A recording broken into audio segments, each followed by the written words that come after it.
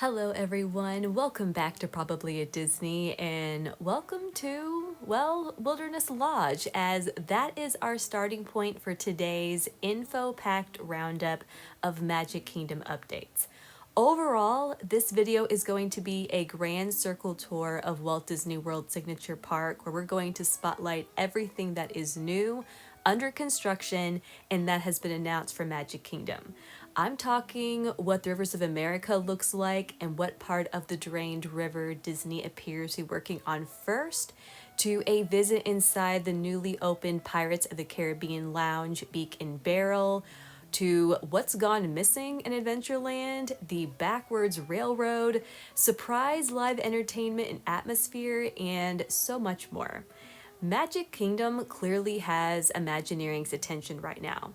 So we're going to visit the park first thing in the morning, grab a coffee, and then discover what's new. But before I do, I wanted to briefly show you what else is under construction in the surrounding area, specifically Disney's Wilderness Lodge, which is undergoing a extensive exterior refurb, as you can see, as well as the progress on Lakeshore Lodge. This is Disney World's next DVC resort.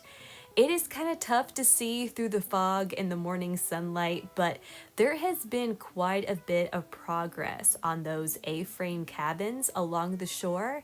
Still, Disney has been pretty quiet about this resort, even though many Fort Wilderness guests are finding its modern exterior and proximity a little close, and the campground feels a little less like the wilderness right now. But since Destination D23 has come and gone, I would think that some official updates and artwork for Lakeshore Lodge have to be on the way. And I am looking forward to learning more and hopefully about some callbacks to River Country, the site on which this resort is being built. But for now, let's hop aboard our boat and make our way across Bay Lake, where we're going to kick things off on Main Street, USA.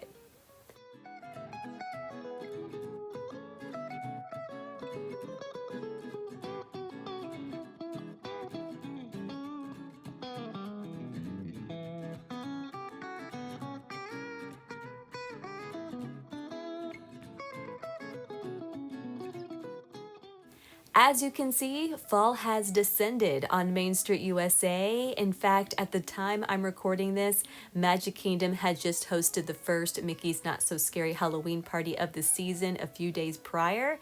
And I noticed they're even leaving some of the party's photo ops up for regular guests during the day, which is really great, especially since this one in particular is a little callback to Magic Kingdom history. But apart from the fall decor, not a whole lot is new on Main Street. So before we head deeper into the park, I did want to drop in on the Emporium to show you Starlight Dream the Night Away merchandise. Special collections never last long, so I wanted to show this to you while it was still here. But that's really the only new update on Main Street apart from decor. But we're going to move on to Adventureland, where, as I mentioned, something pretty noticeable is missing. The main Adventureland sign and its entrance has been partially disassembled. This has been going on for a few weeks now, and it sparked some speculation online about just what Disney is doing. I personally think it's likely for cleaning and maintenance and shouldn't be absent as long as Frontierland sign, which was MIA for a year. But we will see. If it's still missing and in this state heading into Christmas, then I'll be asking questions. Now, the footage you're seeing right here as we move deeper into Adventureland is from the opening morning of the Beak and Barrel, Magic Kingdom's anticipated Pirates of the Caribbean themed lounge, and which actually broke the Disney app the morning that reservations opened. But here is a look at the sign as well as the entrance. And as you can see, it is literally sandwiched between the queue for Pirates and the ride's gift shop. Speaking of which, right inside the gift shop is the merchandise display for Beak and Barrel, consisting of a t-shirt, which was surprisingly nice quality, and with graphics on the front and back, and a shoulder pet of Rummy.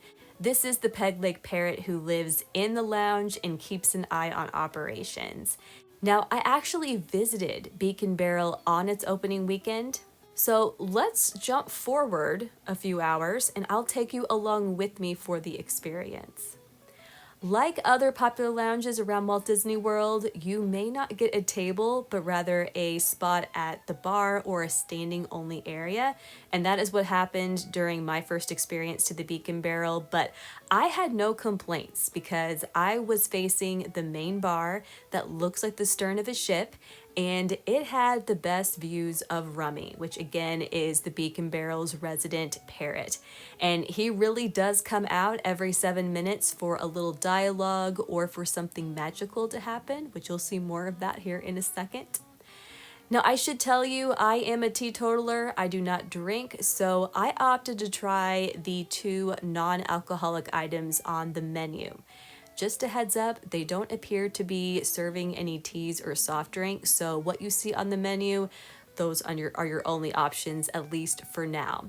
But anyway, the 2 non-alcoholic items were the Cursed Treasure, which was a blend of coconut milk, vanilla foam, and cookie crumbles, although I didn't taste the latter, which I preferred actually. Not a big fan of texture in my drinks.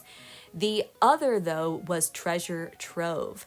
And the drink with this item was a blend of ube, lemon, and coconut, and it was served with a vanilla cake pop, chocolate truffle cannonball, and gold caramel corn. Shockingly, both drinks were extremely good. I would honestly go out of my way to order either of them again, but my favorite of the 2 had to be the Cursed Treasure.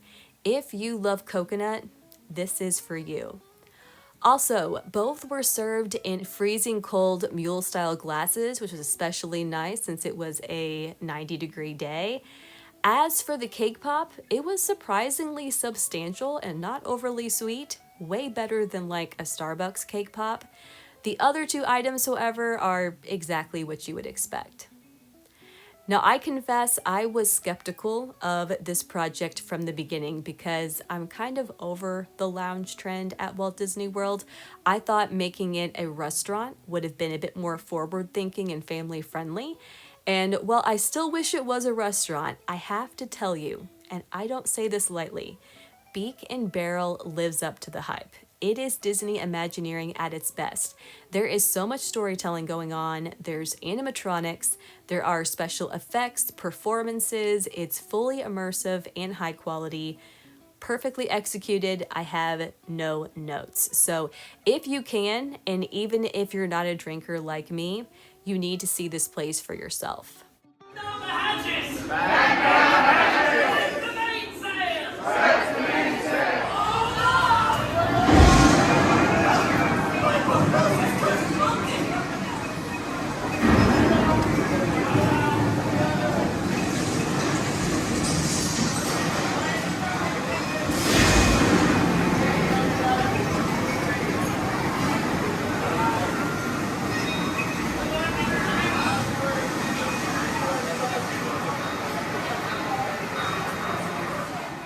Let's move on to Frontierland. And as we know, Big Thunder Mountain Railroad is still closed with no opening date apart from sometime in 2026. But we now know Imagineering is doing something more with this ride than previously expected, including the addition of rainbow caverns and new effects, as well as a new storyline.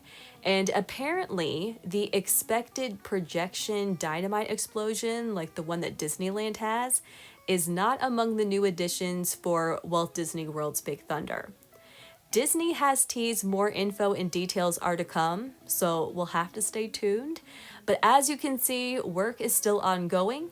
But what I'm most interested in is how its surrounding area is going to change as Disney connects this terrain to Cars Land or Piston Peak. Makes me wonder just how long these walls will be up.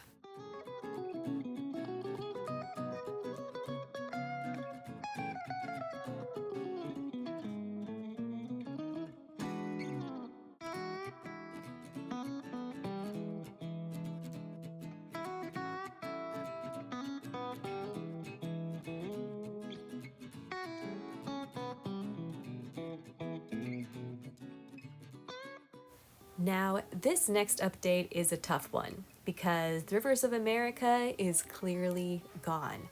It's been drained, the track for the riverboat is fully exposed, and you can even see up under the dock pilings, which is just bizarre. But if there is any good news with this, it's that Disney appears to be visibly picking up the pace.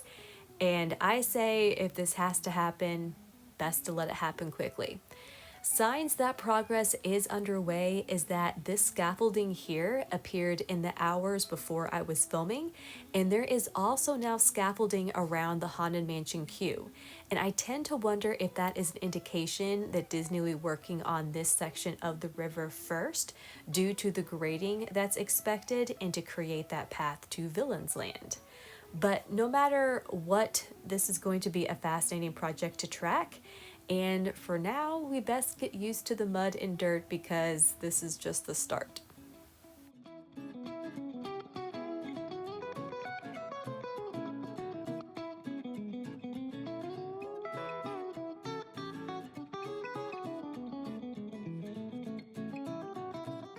On a completely different note, I want to point out that in Frontierland, we have new fall decorations.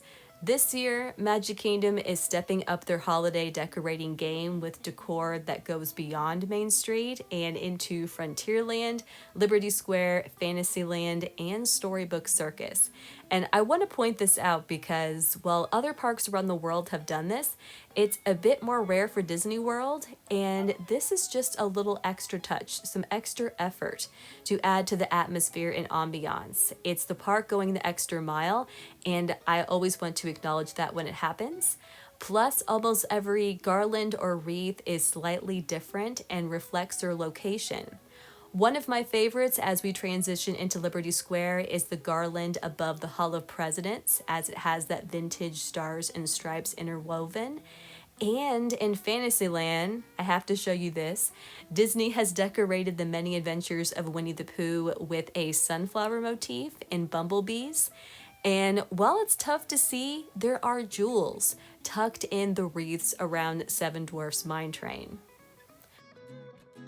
The new fall decor continues in Storybook Circus, where I believe for the first time ever, Disney has created pumpkin wreaths for characters other than Mickey. So we have Timothy Q. Mouse from Dumbo, and of course, Dumbo himself. And there's even little peanuts worked in for extra theming.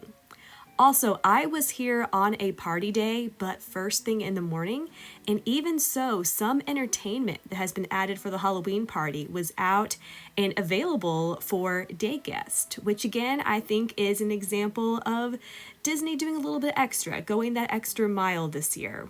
And I hope that's a trend that will continue as we get into the holiday season and Mickey's Very Merry Christmas Party.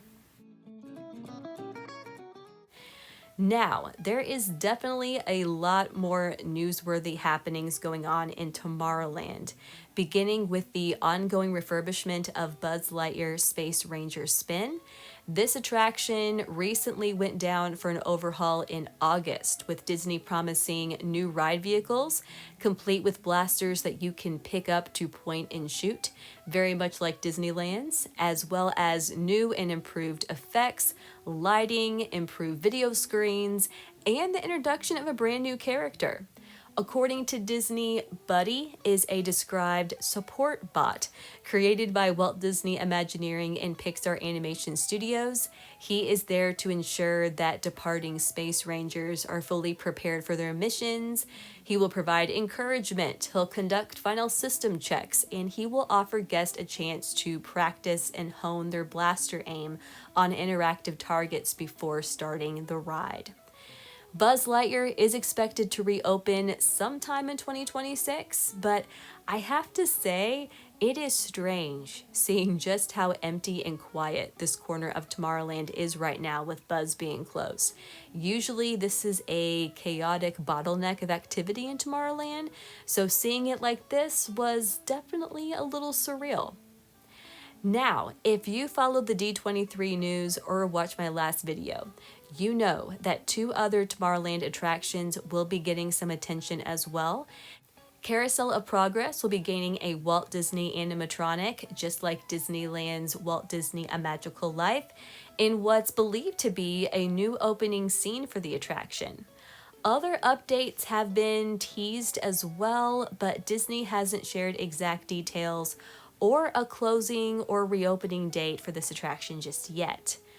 Also, beginning September 16th, so just days away, Tron Light Cycle Run is getting a Tron 3 overlay with new red and orange colors instead of its traditional blue.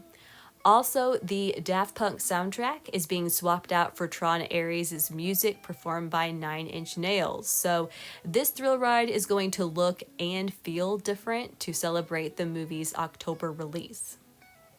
Now, as I head back to Main Street to discuss a few other changes with you, enjoy this quick spin on the People Mover because Space Mountain went down and it offered a quick peek at the coaster with the lights on.